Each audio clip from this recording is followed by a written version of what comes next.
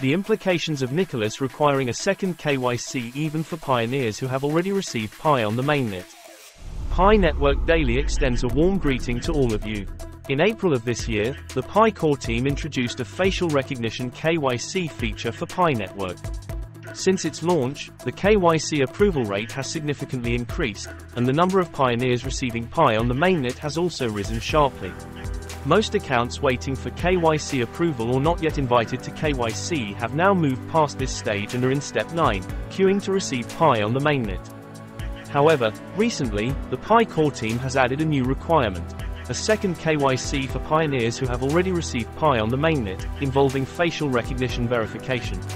So, why is this KYC feature so important that even pioneers who have already received Pi need to undergo it again?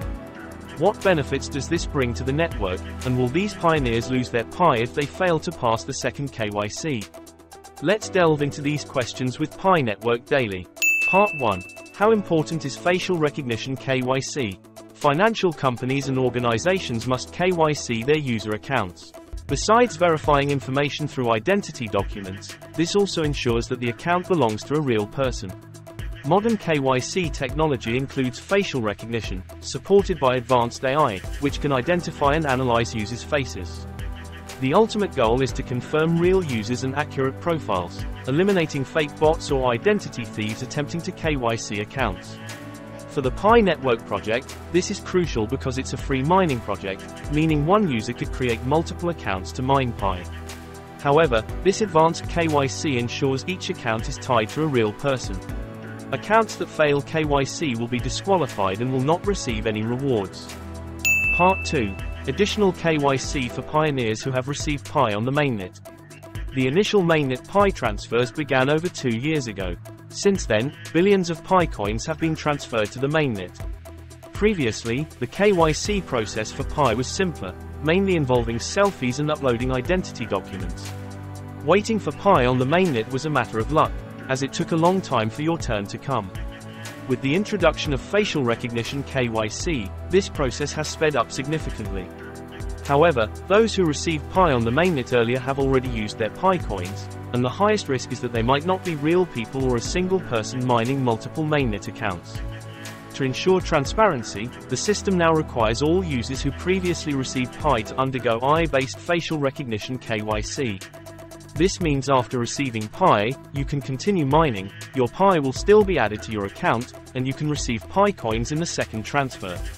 If you fail the facial recognition KYC this time, the second mainnet Pi transfer will be halted. But a larger question many are concerned about is, will the Pi you have already received be reclaimed if you fail this KYC? Part 3. What are the risks for accounts that fail the second KYC? The implementation of facial recognition indicates that the Pi core team is very focused on the project's transparency, ensuring all mainnet Pi miners are real people. However, Pi Network remains a blockchain and adheres to its principles. Here are some key points regarding this KYC.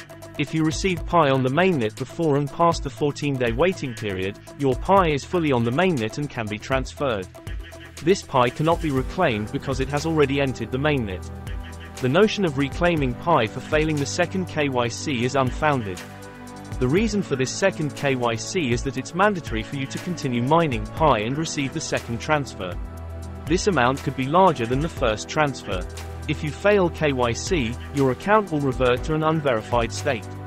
Currently, account categorization hasn't happened, but it will certainly be implemented in the future, especially as the open mainnet launch approaches. If Pi coins gain value, mining Pi will become very competitive as more people flock to the network. Pioneers should remain confident and continue mining Pi, completing the second KYC if invited. Future Pi mining may become more challenging, so it's best to mine now while it's relatively easier. This concludes today's video. Thank you for watching. Do you think the second KYC will help make the project more transparent?